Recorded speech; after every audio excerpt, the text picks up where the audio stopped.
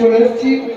এখন আপনাদের সামনে অনুষ্ঠিত হবে সেই বহুবিখ্যাত কবিগুরু রবীন্দ্রনাথ ঠাকুরের রচিত নাটক মণিহারা। সৌরভ ঘোষ পরিচালিত সেই মণিহারা নাটক আপনাদের সামনে এখন অনুষ্ঠিত হচ্ছে। আমাদের সেই বিশেষ আকর্ষণ নাটক মণিহারা।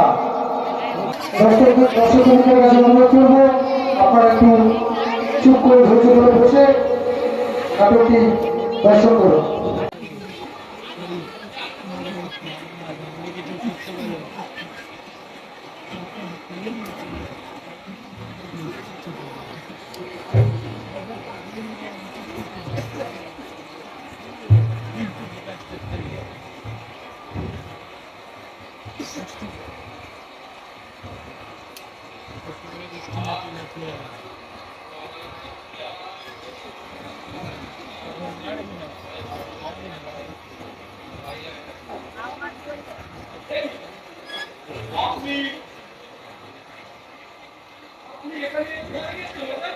তাকে আমার রাঁচি থেকে আসা হচ্ছে।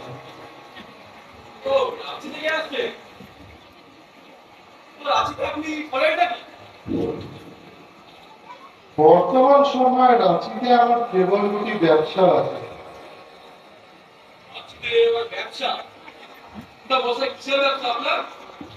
একটি কাঠের আর একটি রেশমের শাড়ি।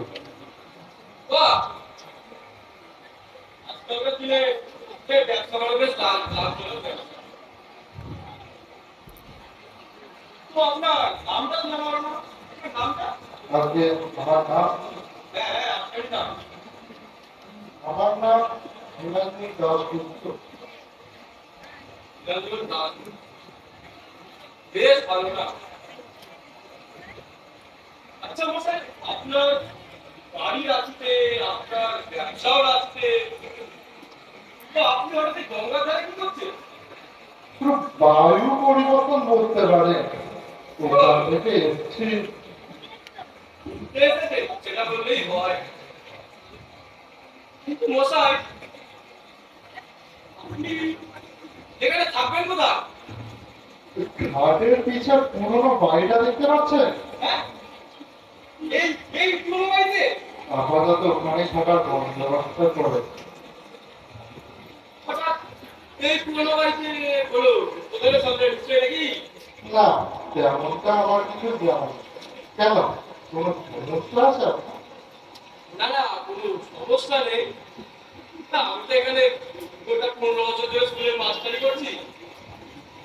আপনি তো এখানে সঙ্গে নতুন এসছে, এই পুরো বাড়িতে না একটা রহস্য আছে। আপনি কি জানেন এই রহস্যের ব্যাপারে? রহস্য? হ্যাঁ হ্যাঁ, রহস্য। না, সেটাও জানি। আপনার হাতে সময় আর ধৈর্য দুটি থাকলে বলতে পারে। ও আচ্ছা, তাহলে এই পুরো বাড়ি, এই পুরো বাড়ি, এই বাড়িরই রহস্যের কথা আপনি শুনুন। আজ থেকে প্রায় 10 বছর আগে ভূমিভূষণ আর ভূমিমালিকা নামে এক দম্পতি এখানে বসবাস করতেন। তাদের মনের মিল ঠিক ছিল না, কিন্তু তাদের একটা সম্পর্ক ছিল। ব্যবসার উত্তরাধিকারী। তিনি লেখাপড়া শিখেছিলেন। তিনি জুতো পরে সাহেবের অফিসে ঢুকে ইংরেজিতে কথাও বলতেন। তার স্ত্রী ছিলেন এক কথায় সুন্দরী। একে কলেজে পড়া, তার উপর সুন্দরী স্ত্রী। ফলে সেখানে চাল চলো না, থাকলো না। মশাই নিশ্চয়ই বিবাহিত। আপনাকে বলাই বাবার কাছে সাধারণত স্ত্রী জাতি কাঁচা ঝাল লঙ্কা এবং কড়া স্বামী ভালোবাসে। যে দুর্ভাগা পুরুষ স্ত্রীর ভালোবাসা করে না, সে যে কুশ্রী অথবা দরিদ্র তা নয়, সে নিতান্তই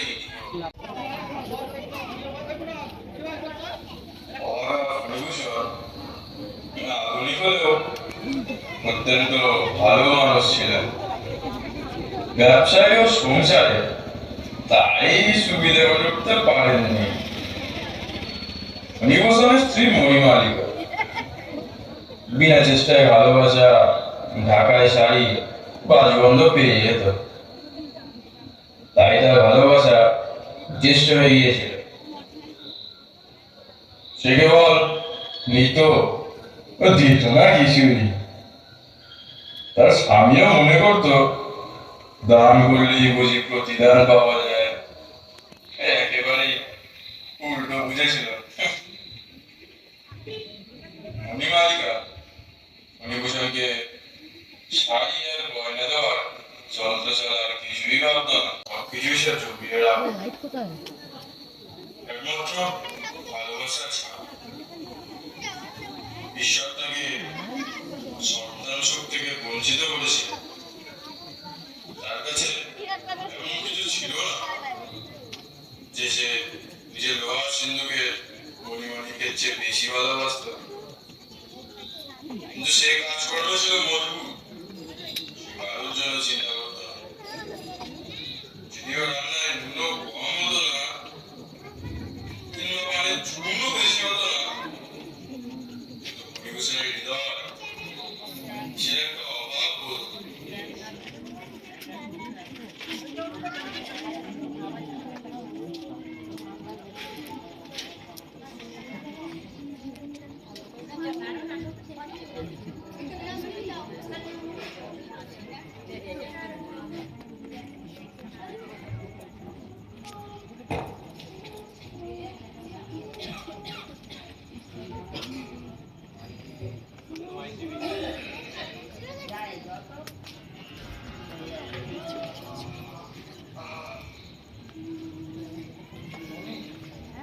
একটু জল দিতে পারো?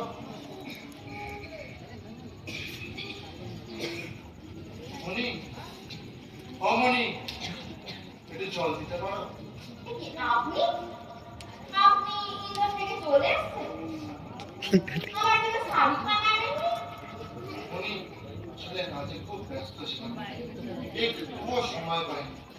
পরের বার নিশ্চয়ই এনে দেবো। যদি ব্যবসা করে স্ত্রীর জন্য শাড়ি না আনতে পারেন তাদের ব্যবসা করে লাভ কি?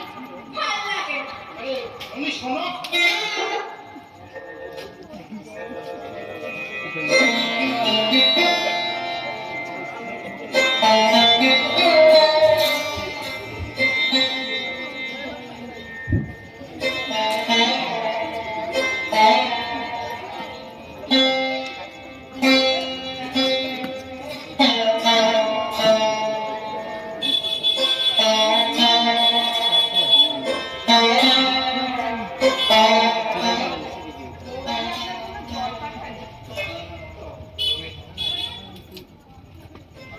সরে যাওয়া লেগেই যাবে এরকম ভাবে।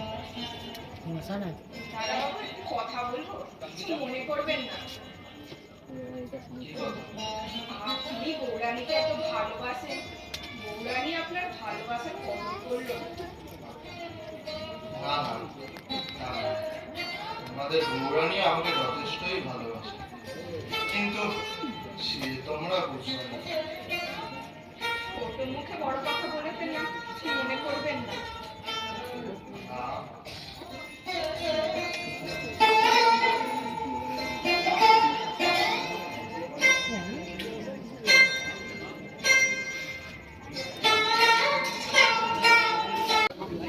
হঠাৎ পাড়া এলো। হঠাৎ কি এক কারণে বাজারে তো ক্রেডিট ধরে রাখা কঠিন হয়ে গেল। যদি কোথাও থেকে সে কয়েকদিনের জন্য লাখ দেড়েক টাকা বের করতে পারে, বাজারে একবার যদি সেই টাকার চেহারাটা দেখানো যায়, তবে মুহূর্তের মধ্যে ভাড়া কাটাতে হবে।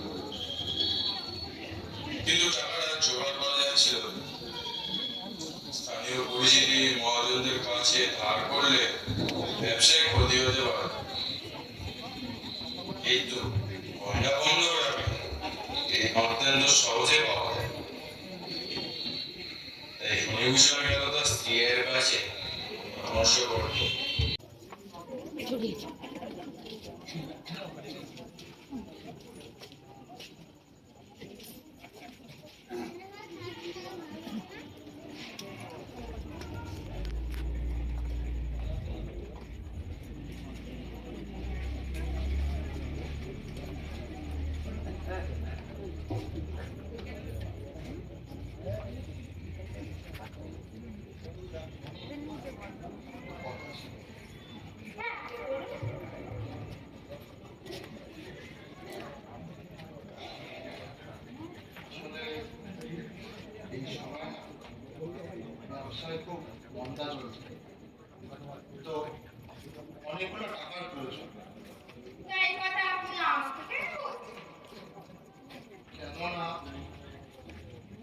সময় একমাত্র তুমি যে আমাকে বিপদ থেকে উদ্ধার করতে পারো।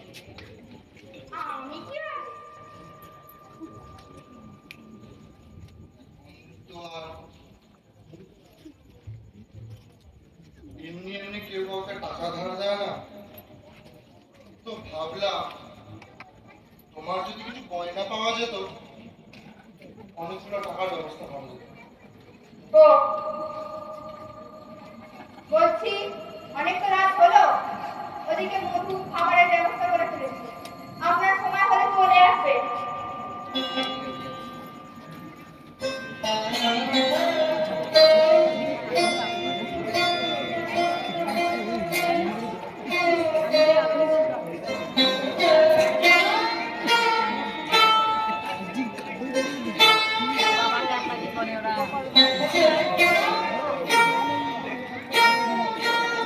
নিবারণ, ও নিবারণ,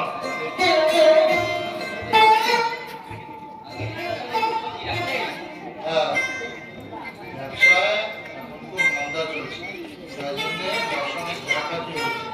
আমি কালকে ব্যবসার জন্য বাইরে আছি।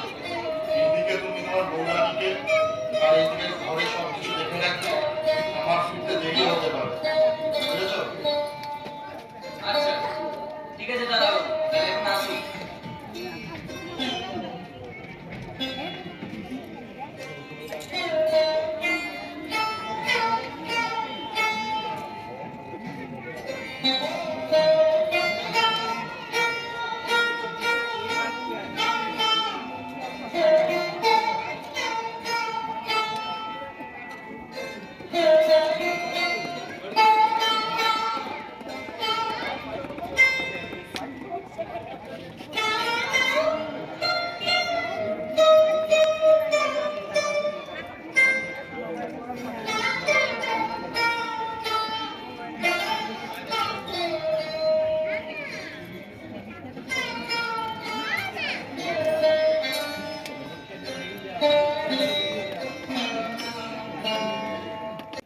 স্ত্রীর গয়না স্পর্শ না করে শনিভূষণ অন্য উপায়ে অর্থ সমাধানের জন্য কলকাতা চলে গেল।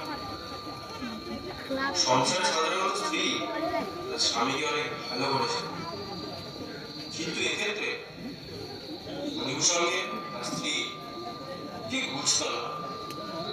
সুতরাং মণিমালিকা পরামর্শের জন্য মন থেকে মধু মণিমালিকা রাম সম্পর্কের এক বোন মণিভূষণের বুদ্ধিতে কাজ করত এবং ভেতর বেশি কিছু আলোয় করার চেষ্টা করত। মণিমালিকা তাকে ডেকে সব কথা বলল, আর কি করবে সে সেই সিদ্ধান্ত নিয়েছিল।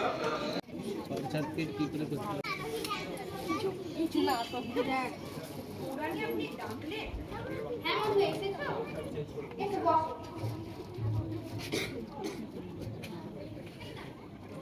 বলছি তুমি যে কথাগুলো বললে আমি কাল আর ভেবে দেখলাম, জানো তো ঠিকই বলেছো। তাই আমি ঠিক করেছি আমি আজই বাপের বাড়ি যাবো।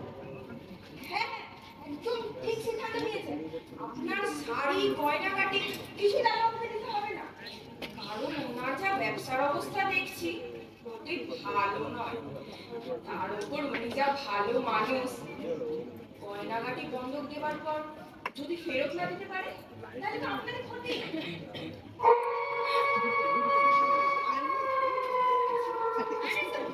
তাই বলছি মাইকে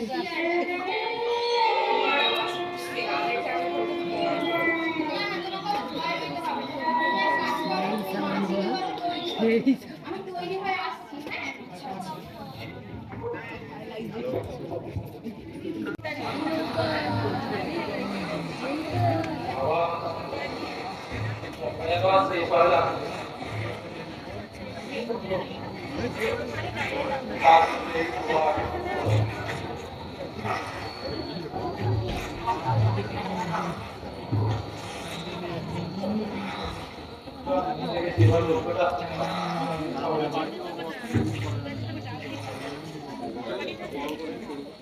ও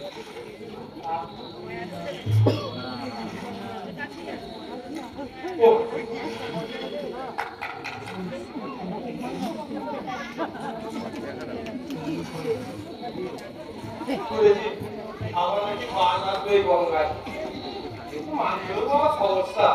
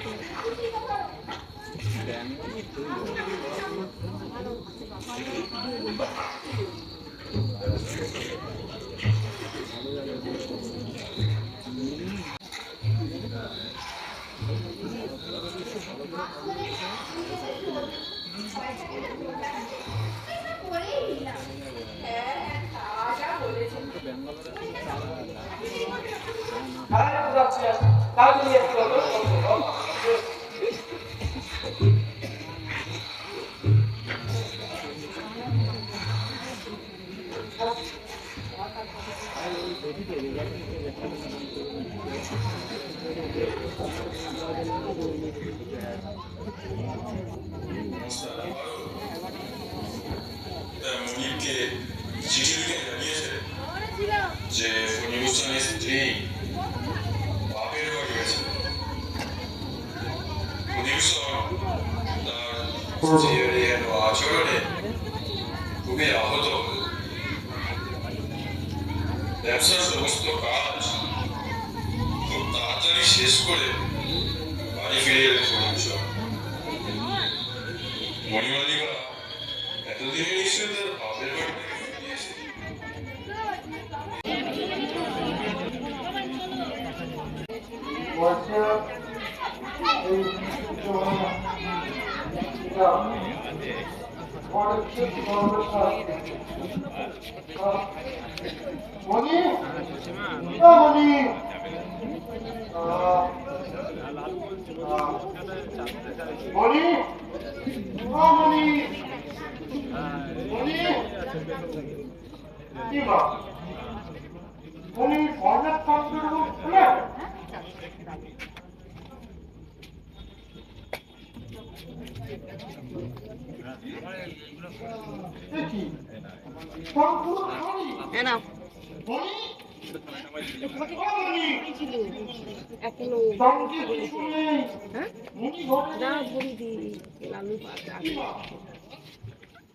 কি নাম বললে ভুলে গেল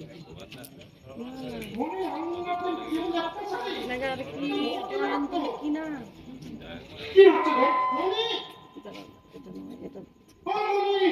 লালু তো 44 না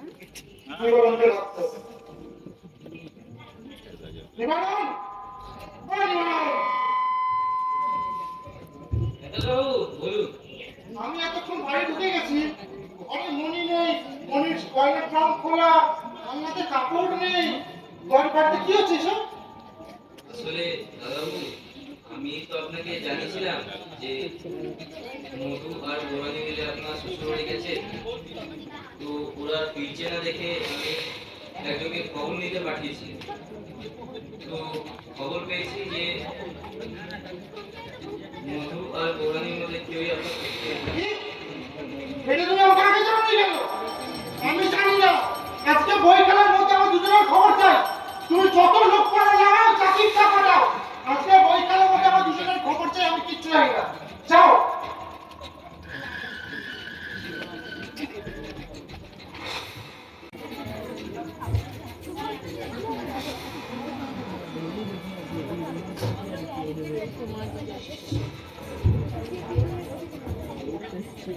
ওই দাদা বাড়িতে এত কিছু শুনে দেখা খবর নেই বাজারের উপর সব কিছু থাকে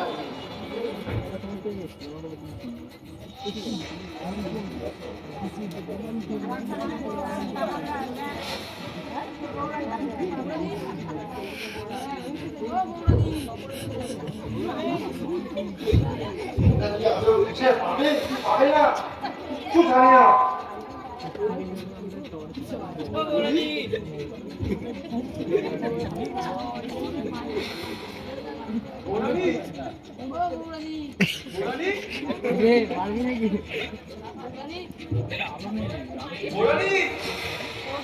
আপনি কি আমাকে বড়নির কথা দেখেছে?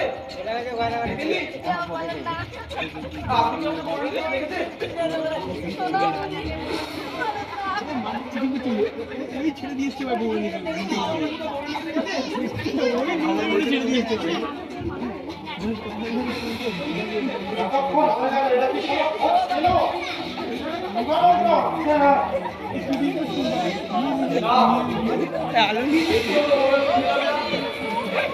এখন বৌরানীকে খুঁজে বেড়াচ্ছে। কি বললো তো ওদিকে দেখেছে? কিসে দেখলাম কি? এগুলো কি জানা দিয়ে ব্যাপারটা? সুবিধা লাগবে না। ভারত! ভারত! ভগবান! আমি ওকে ডেকেছি। খবর কেউ দিতে পারলো না। তাইটা কোথায় গেছে? আপনি ওদিকে দেখেছেন? হ্যাঁ, আমি বুঝতে পারিনি। মঙ্গল, আপনি কি ওদিকে দেখেছেন বড়দিকে? না, আমি ওই দিকটা খুঁজলাম কিন্তু কাউকে দেখতে পাইনি। এবার তো আপনি দেরি করবেন না। ব্যাপারটা ঠিক সুবিধা লাগছে না। আপনি এক কাজ করুন, শীঘ্রই যান। কর্পোরেশন বাবুকে ব্যাপারটা জানান। আমি তো ওই দিকটা আরেকবার দেখে আসি। আমি তো ওই দিকটা আপনি জানতেন। চলুন আপনি আসতে চলুন।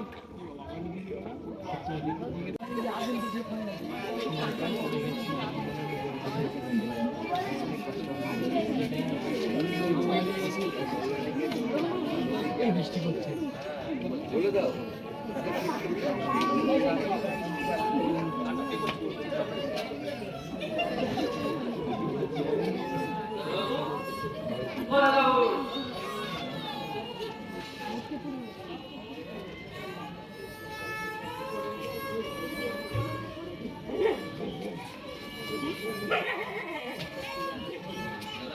বলছি যে আমরা চারিদিকে লোক লাগিয়ে ওনাকে অন্ধে অন্ধে খুঁজলাম, কিন্তু ওনারই এখনো খোঁজ পাওয়া যায়নি।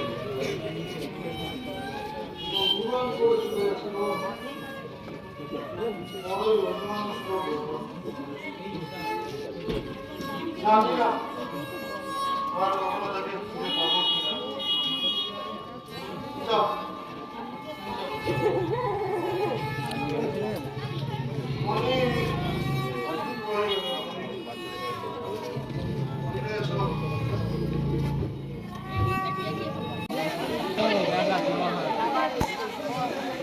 না না দিদি দিয়ে আসলে এক্ষুনি দেখা হলো দিদি দেখে না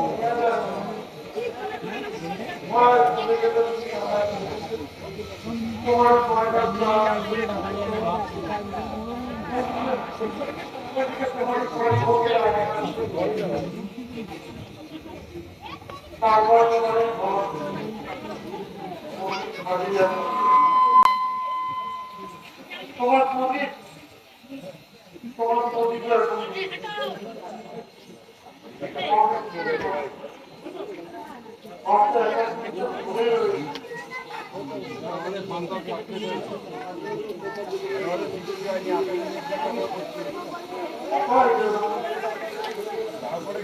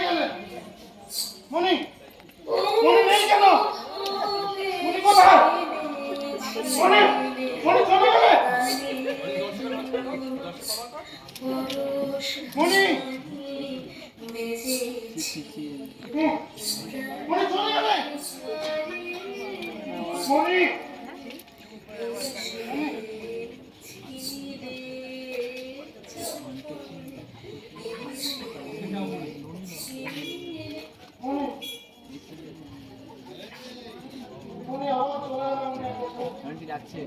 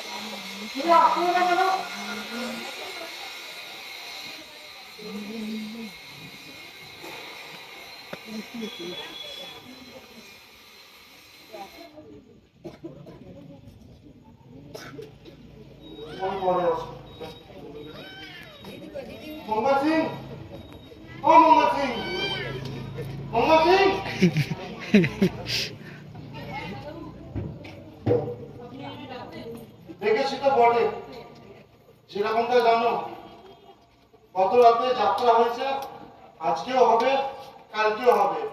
তুমি আজ রাতে বাড়ির সদর দরজা খোলা রাখবে, আর বাইরে কেউ থাকবে না, কেবল আমি একা থাকবো। কি আজকে দেশ বিদেশ দিয়ে লোক আসবে, সারা রাত যাত্রা হবে, আর আপনি বলছেন কত দরজা খোলা রাখতে? তুমিও তার সাথে যাবে আচ্ছা, যাত্রা দেখতে। তাহলে আজকে আমি সারা রাত্রি জেগে পাহারা দেবো। তোমার যেটুকু বলেছে তুমি সেটুকু করো। আজকে বাইরে কেউ থাকবে না, সদর দরজা খোলা রাখবে, তুমি যাবে তার সাথে যাত্রা দেখতে। সারা রাত্রি জেগে যাত্রাই দেখবো। যাও।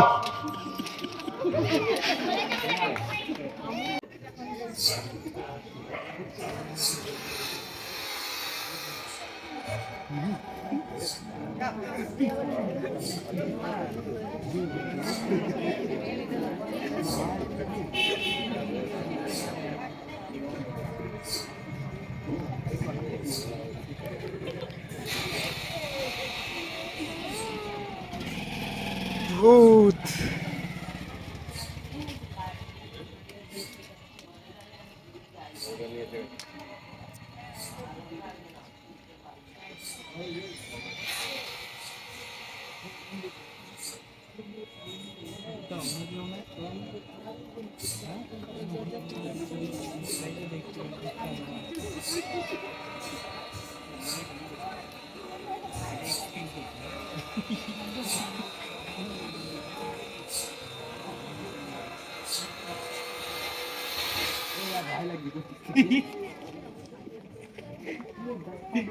ভয় লাগছে রড দিয়ে তো ভয় পাস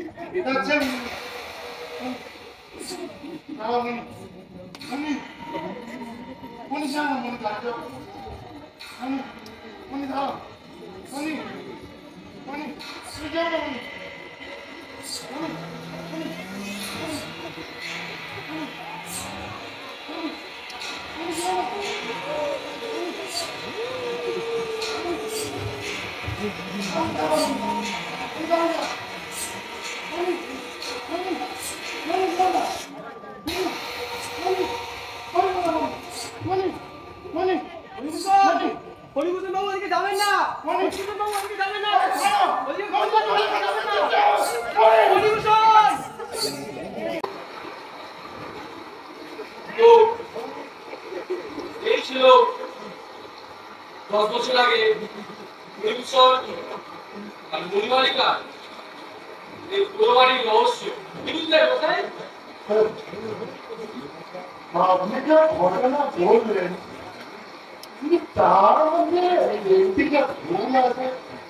আমার রহস্যে ভুল কি ভুল আপনি যে বললেন মণিভূষণ জলে ডুবে মারা গেছিল চিকিৎসা তাহলে মণিভূষণ আসলে আত্মহত্যায় করেছিল।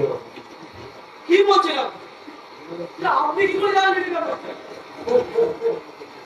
আমি তো আপনাকে আমার আসল নামটা বলিনি। শুনলাম মানে আপনার আসল নামটা কি তাহলে